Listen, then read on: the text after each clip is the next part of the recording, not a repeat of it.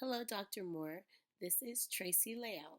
I am a student in your capstone class for the Spring 1 2020 semester. Today, I will be discussing my signature assignment, which is my theory of change and the modality that closely resonates with me when I'm working with the variety of clients that I do work with. So, to get started, um, starting with my personal theory of change. From working with the variety of clients that I have since starting practicum in February of 2019, I noticed that change can be hard to come by for some clients. The actual concept is not the thing that's hard to understand, but it's the actual commitment to change, to want to change. There was a time where I was in kind of a dance with a client for some time because he would say he wanted to change, and then when the time would present itself to respond to change, um, he would still stick with his same behaviors that kept him in the problematic cycle that he was in. So change is hard to come by because we have to recognize the change and actually want to change. Um, Usually, from what I can see, is that there's a fork in the road. Something happened, or a realization happens, and it's either let's keep going with the same behaviors or let's do something to change what's going on, and let's do something to better myself. Those are things that usually come about when people are considering change. So moving in one direction, are we going left or are we going right at the fork in the road? Also, what I notice is with change is uncharted territory. um, it's treading water that has not been tread before.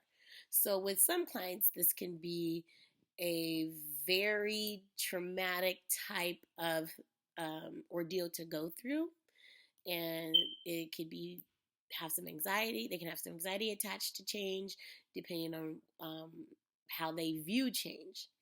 It mostly comes from how the client views change. Do they view change as good? Do they view change as bad? Has change in their life been traumatic? What has change done for them in their lives? With change also comes fear. So, uncharted territory, and then there's fear. Fear of the unknown. We don't know what's going to lie ahead if I do change. You can kind of hypothesize with the client, and the client can hypothesize, like, okay, if I do this, this can happen, or if I do this, this can happen. But if I stay doing this, this is likely the outcome. So they know it's comfortable to stay in the same behaviors, in the same cycle, or whatever it may be. It's comfortable. We like comfortability.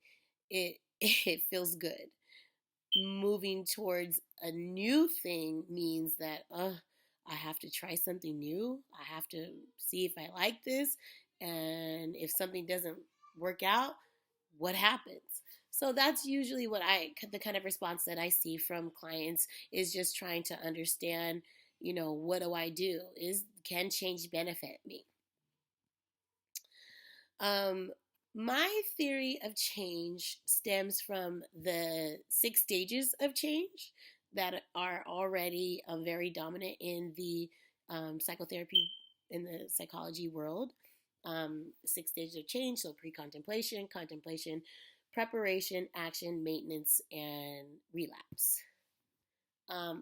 My stage of change, well, not my stage of change, my personal theory of change stems from the 6 stages of change, except for I made an acronym: PEM, PEM. And PEM is planning and preparation, E is execution, and M is maintenance. During the P portion, which is preparation and planning. And so with preparation and planning come just that.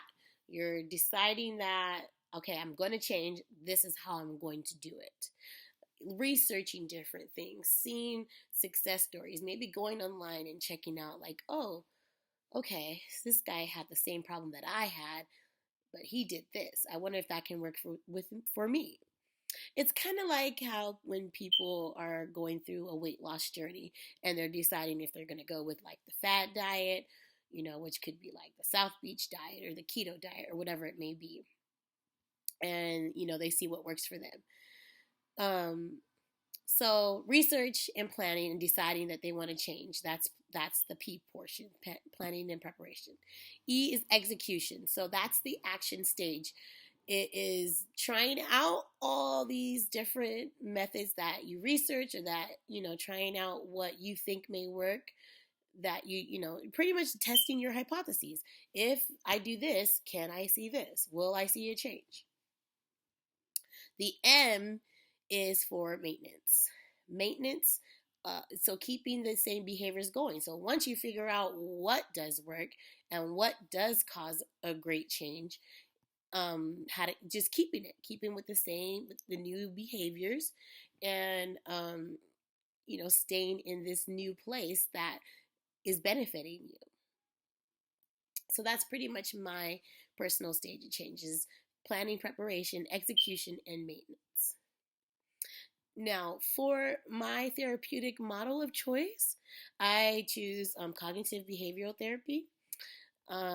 I like it because it seems to be really flexible for clients. It can be used with families, individuals, couples, children, adults, elderly adults. It can be used with the variety of clients that are usually seen, which is just pretty much anyone. CBT is commonly used to treat a wide range of disorders, including phobias, addictions, depression, anxiety, things like that. So that's why I like to use CBT, because it can be used in such a flexible way with such a large variety of clients. Two of the tools that I like to use when using CBT are reframing and challenging the automatic negative thoughts, which is the cognitive distortions. With reframing comes an alternative way to look at a situation, something said by someone to the client, a event that happened. So instead of the client just viewing what was done or said as a negative action, we can reframe it to something that could be beneficial for them, kind of like an insightful moment for them. A lot of times there needs to be some type of guidance when helping in that. It can be hard to reframe or to look at things from an alternative perspective when you've been in such a different state of mind for so long. So I do like to assist clients in reframing things that they're going through and challenging the negative thoughts, the cognitive distortions. Usually, they're just the automatic negative thoughts that are often not true about the client. So having the client understand and understand to challenge those negative thoughts with reality. Are you really worthless? Are you really a loser? Are you really this? Whatever it may be, whatever cognitive distortion is going on. It's an amazing thing to see a client change from a negative state of mind to a more positive state of mind that benefits their life. So overall, CBT can be used with a variety of clients. It's flexible and is proven to give results. So that's pretty much my signature assignment. In the assignment, you'll see more about how I use CBT or why I use CBT and how I used it with a client recently. But other than that, this is my details of my signature assignment, and I hope you have a great day. Bye-bye.